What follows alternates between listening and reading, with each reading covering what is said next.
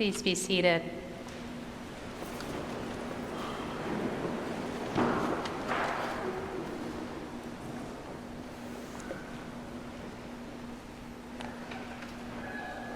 The summer after 7th grade was the first time that I saw death close up.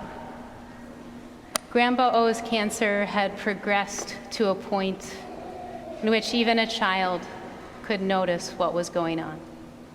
Grandpa O was the grandpa with whom I'd pick apples with in his hobby orchard. He was the grandpa with whom I discovered baby rabbits. He was the only doctor I enjoyed visiting. He traveled often, and my sister and I loved to hide in his suitcases beforehand. That summer, he became confined to a wheelchair.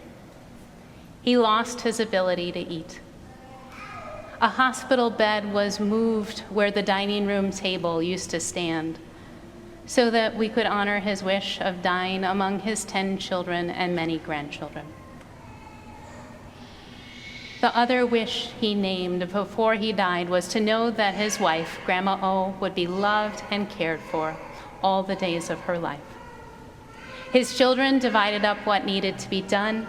Some who were caregivers took on the medical appointments and coordination. Some took on house projects Grandma and Grandpa O had never finished. My dad took on their finances. Some wrote his obituary with him. Everyone just showed up and gathered when they could be there. As one of the eldest grandchildren, I cared for my baby cousins so that their parents could care for Grandpa O. I re-roofed the garage with my uncles, making up for my complete lack of skill with enthusiasm. I made pancakes many mornings with Grandma O to feed people. I was so happy, surrounded by my family, contributing to the care of my grandpa. I remember spending most of that summer at my grandparents' home in Eau Claire. My sense of time had changed, becoming more elastic, focused on something outside of my daily routine. It was the first time I understood that each of us, including me, has a unique call in our family and communities.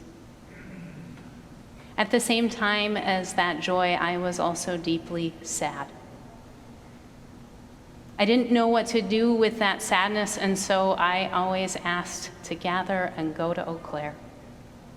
And until Grandpa O died that following October, I prayed every night for his healing, for a miracle, asking God why. My grief was not negated by my joy of being with my family. My joy was not negated by the death of someone I deeply loved. They lived together inside me. And although I didn't have the vocabulary for it at the time, that summer was a thin place for me, where I felt a nearness to God and was forever changed. In a culture that fights finitude and death with almost everything that we have, I started to see the cracks of that way of being. And all I could do at that point with my grief was show up, pray, and mourn with my family. What we just heard read in the Gospel of John is often called the raising of Lazarus. We began midway through this sacred story.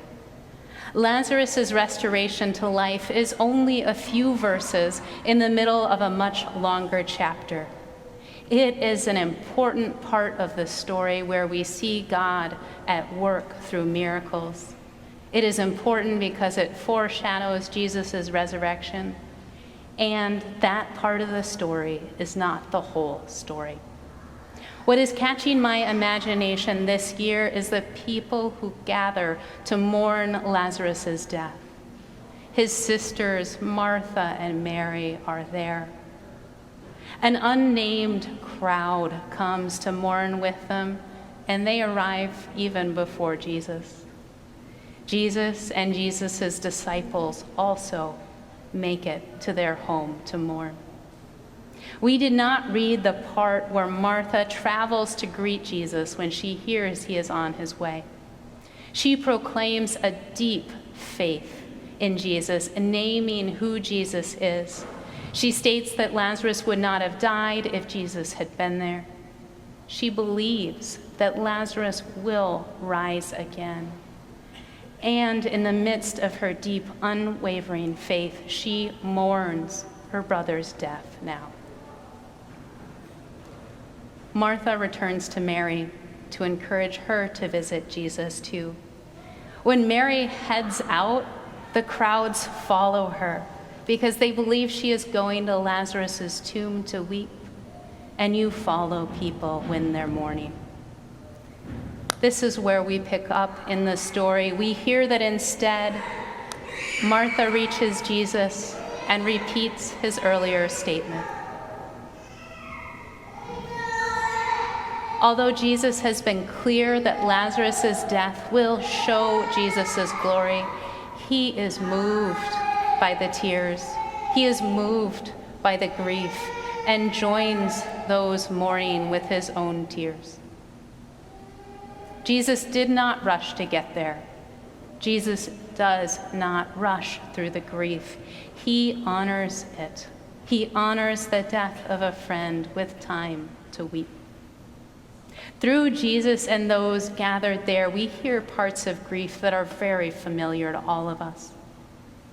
We hear the questions where you ask, why, God? Why? Even if we know they're unanswerable, we still ask them because maybe if we had an answer, it wouldn't hurt so much. We hear the parts of grief where all you can do is cry. We hear the parts of grief where blame is cast. And we see the parts of mourning of a faithful community where you spend time together to weep and remember, not so that we forget the hope of resurrection, so that we are not alone in our sadness, and to remember to be symbols for each other of God's love in our life at every moment. The glorious hope of resurrection does not remove grief at death. Grief at death does not remove the glorious hope of resurrection. They are both a part of our sacred stories as we follow Jesus. In No Cure for Being Human, Dr. Kate Bowler writes, "Someday we won't need to hope. Someday we don't need courage. Time itself will be wrapped up with a bow, and God will draw us all into the eternal moment where there will be no suffering, no disease, no email. In the meantime, we are stuck with our beautiful, terrible finitude." The good news of today's gospel is that in our beautiful, terrible finitude, God is with us.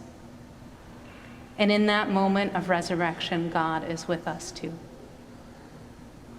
So why do we baptize on this Sunday when this is one of our regular readings?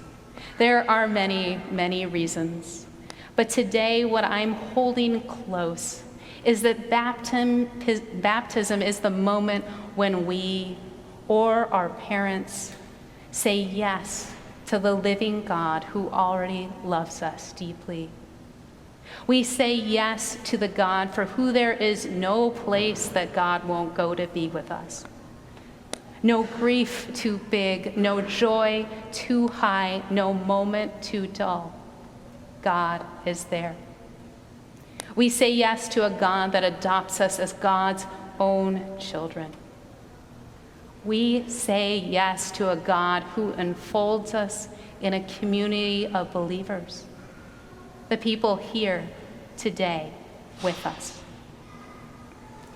And although it is us who say yes, it is God's grace that gives us this gift, grace that is often wrapped in beautiful, holy mystery. God's grace that gives us the gift through which the sacred stories of the Bible become our own, to love and learn and live. the gift which joins us to the sacred stories of our faith community, of our family, of ourselves. The gift which, symbolized by water, washes over us in the name of the triune God. The gift that unites us to the life, death, and resurrection of Jesus. The gift of being forever accompanied by the Holy Spirit. And at the moment of baptism, I always picture the Holy Spirit dancing. All of us here today are invited to remember this deeply within ourselves when we renew our vows shortly. We baptize on this day because in all moments of our lives, God is there. We baptize on this day to proclaim the simple and audacious truth that we are all God's beloved children.